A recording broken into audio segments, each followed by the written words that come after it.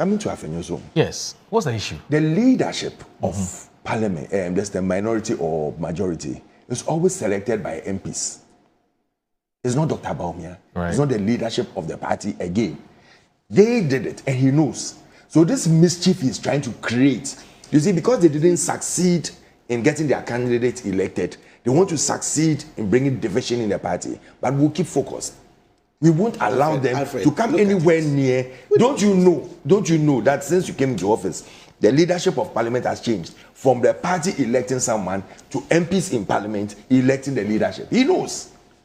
So what are you doing? What are you talking about? Alfred, I didn't. If MPs decide that, you've served for a year or two, you've served for 3 years, you've served for 4 years, let's rotate so that another person becomes a leader. We cannot do anything about it. Why? Dr. Bawumia cannot do anything about it. It's MPs who elect their leadership. But It's MPs. Can they do that without seeking the opinion of the flag bearer? Yes, they can. Leadership is elected by parliament. When we are electing a president in this country, when we are electing a president in this country, we don't go and seek permission from this thing. Yes, I mean, yes. Theoretically speaking, you have a point. No, Alfred. He's asking this question. Let him ask. Theoretically, you're right that parliament can go ahead. Yeah. I mean, they are masters of their own. They can elect their own leader. But I'm saying that under this, the kind of politics we do in this part of town, is it possible for the parliamentarians to go ahead without seeking the approval, not even approval, but the opinion of the flag bearer? They can only, or even the party leadership. Listen, they can only go and plead that, listen, we want to do it. Yes. We want to do this. Doctor can only plead with them that, please, let's exercise restraint. Not even the national chairman or the general secretary? No. It's leadership of parliament. And they have changed the laws in parliament. They changed it. They changed it when they came into power. No, I get it. But I'm saying that they changed it recently, and they know why they changed it. I agree with you, but I'm saying that they know. No, I'm saying that on paper, you're right. Absolutely. Yes. So it's been written in black and white. All but doctor, I'm saying that in reality, listen, what happens? if doctor even hears this, or this thing comes to his forefront, all he can do is to plead with them that, listen, for the sake of unity and progress in this party, let's hold on. Please, that is all he can do. If they still insist that they are going to do it, they can go and vote. They are independent parliamentary candidates. We know even though they belong to a party. That's what I'm saying. On paper. Even though they belong to a party, they are independent. When they decide that they want to do something, they can do it. Are you saying that the political parties don't have a hand at all in what happens in parliament? They can only lobby. Yeah, that's what I'm saying. They can only lobby. Yes. Yes. And I've repeated it over and over again. I'm saying that parliamentarians in parliament for their leadership are now independent. All that can be done is to lobby, is to plead, is to do. But if the people feel that, listen, still we need to change, they will change. So let us not let Tango come and spoil our discussion this morning. He wants to shift the great things we've done over this weekend. No, you know why? Sweep it under the This Afenyo-Markin matter, this Alexander Afenyo-Markin matter came up quite strongly over the weekend. In fact, I have a few MPP friends who this morning sent me messages. It's always been up and they've brushed it down that no. Let me finish. And there have been all kinds of words that have been used, to describe him, some of which I can't read publicly. And there's a certain feeling that he's not been honest about where he truly belongs. Yeah, he's always I'm not saying that's a fact. He's always said that he wants to remain independent. He wants to remain independent. Then you saw the video we played, this morning we played. In fact, I think we should play that video again. I want to listen. Which video? Let's play the Afenyo-Markin video and put all of this in its proper context. Bright, if the video is ready, let's play what Alexander Afenyo-Markin has said. Now, let's watch this. Okay. I can't hear. His firm belief in accountability and his unshakable commitment to the ordinary Ghanaian. For me personally, this is a friend, true and trusted, with whom I share a code. I believe that in this life, in all situations, loyalty to friendship is very essential.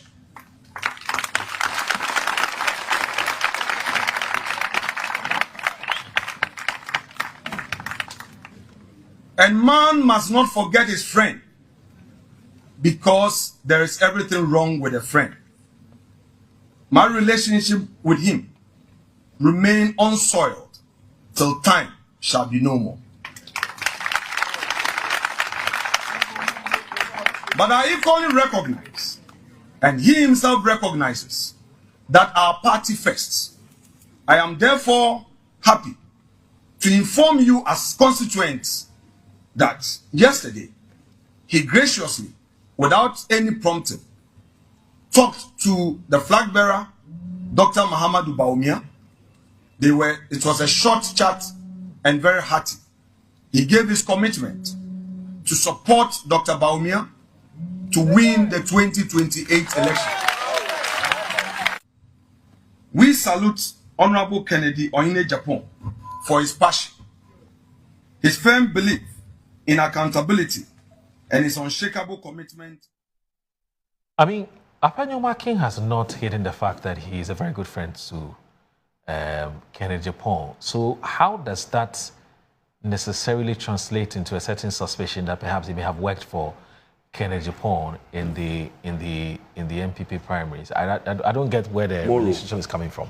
No, he's come under some attack. Seriously. I'm stating. Look, the one. I let it go on record. Just 1 second. Let me read exactly what the gentleman who, I don't know him, the guy who posted a thing on his Facebook wall. Now, this is what he says. This is what he says. And he says, Afenyo-Markin must go now. You know, of course, we can only guess why he thinks that Afenyo-Markin must go. You know, one Osikeni Jeff Nana Okain. In fact, let me forward this to our production team.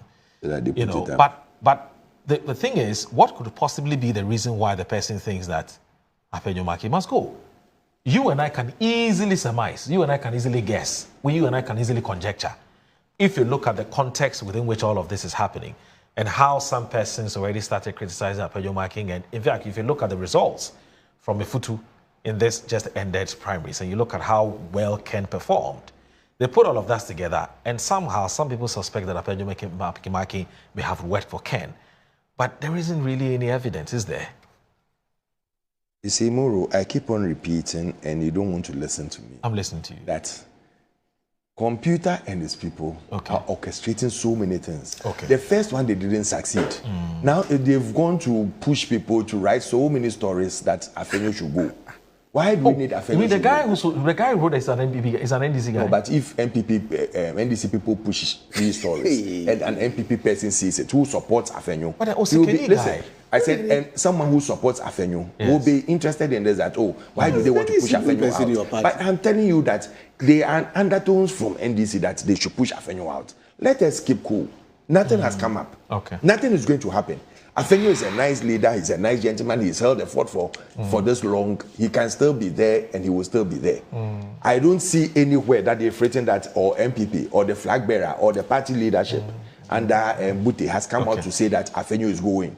Nobody has said it. So neither have I heard any parliamentarian from parliament say that they want to change him. So Samuel Brabham being sent a very interesting message. It's a fact, he sent it a while ago, but let me read it. To be fair to him, he sent it a while ago. So Brabham being his back, it says some parties, it says same party, same primary.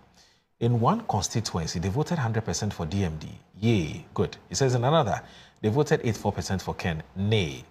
Suddenly, their long-term Afenyo must go agenda has intensified. What are your principles? He comes in with a question mark. And it says, if you have personal issues with Afenyo, deal with them honestly. Don't hijack DMB's victory to fight private battles. Many of the people who voted for DMB are also loyal supporters of Afenyo. Afenyo is loyal, and everyone needs a friend like that. He remembers those who stood by him through his ups and downs, and he will not throw them under the bus to police or political trends. God has the final say. His plans for everyone will come to fruition in his own time. Afenyo is a rock. Load him all you can. His loved party and country will remain a mighty minority because of him. We know his worth and what he brings to the table. Mass resistance will face any selfishly egoistic overtures that seek to affect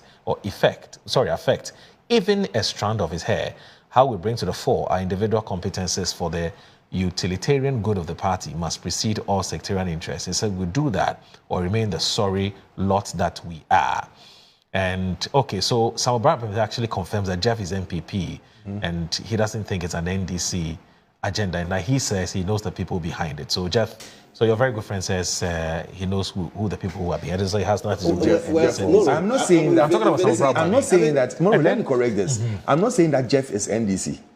I am saying that it's an agenda that when they failed their first instance, they started pushing a second instance. And so they're using when people our like people, Jeff. no, when our people who are hear some of this, Afenyo is a very good friend. He's a brother actually.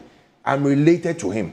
And I will fight anything that anyone who wants to push him out. I will push and make sure that he is there. But I'm saying that when I hear some of these things, I'll brush it under the carpet because these people, I know them. They will push underground anything that will bring division into our party. And will resist it with all fear. So let me do this. Let's look at it. This thing that we are talking about. In one video, you said we were supporting Kennedy and another thing. But I never mentioned Kennedy. Oh, but that's what you said. I said you are supporting a candidate. That's why you got so our candidate, you said we got listed from it. But currently, the one who is writing and saying that my worthy brother, in fact, in whom I'm too pleased, Afenyo-Markin, that he should go. Nobody has said that. It's a blue-blooded Bawumia loyalist. In fact, Brian has just even confirmed it. Right. And even he's having it there. He's calling for Afenyo to go. Why? Who? But the one we are talking about, Brian even accepted it. The gentleman is an MPP man. Yeah. Everybody knows him, and he's a loyalist of Bawumia. So are you saying that NDC is the one who is pushing him to go and write that Afenyo must go? That is what you are insinuating now. And we're saying that, look, this thing that you people are doing, and let's put it on record. There is no way the leadership of Parliament can be reconstituted without the input of the party. How was